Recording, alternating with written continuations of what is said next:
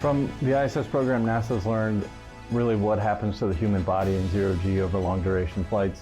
When we go to Mars, we'll be committing those people to a long-duration mission, so it's imperative that we know what that's going to do to their bodies. You know, I think the greatest thing the ISS has taught us is really that you need to be flexible and modular. We've moved modules around on the ISS, we've moved docking ports around.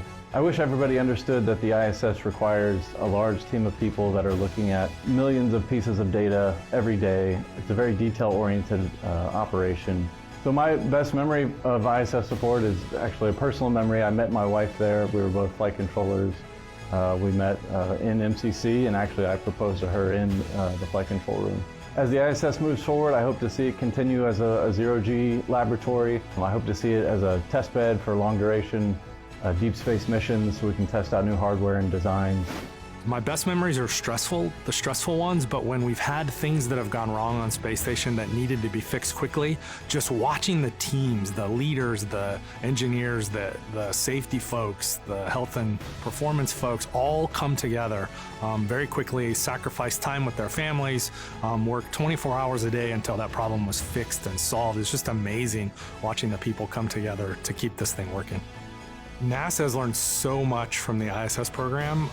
It's amazing. Everything from how to live in space for long periods of time. And for me, from the engineering side, what we've really learned is how do you keep a really, really complex machine working continuously? Those are questions that we need to answer to make it to Mars, to far-off destinations, and the space station has been really important for helping us get there. NASA has learned so much from the ISS program. That collaboration across different countries with a common goal has been significant. Since we started building this project here at the Kennedy Space Center, we had to assemble all the components and test the systems to make sure that they will work here as they were intended. When I originally started, ISS was only supposed to be 15 years. Now we're at 25 years. So being able to see that still in space, and now I'm launching astronauts that are going to ISS to be living in those modules that I help test and integrate here on the ground is extremely rewarding. As ISS continues its mission, I hope that we see a lot of more breakthroughs in research. So I hope that all the different testing is going to enable us when we go to the moon and to Mars to better understand how the human body will endure during those long duration missions. Happy 25th, ISS.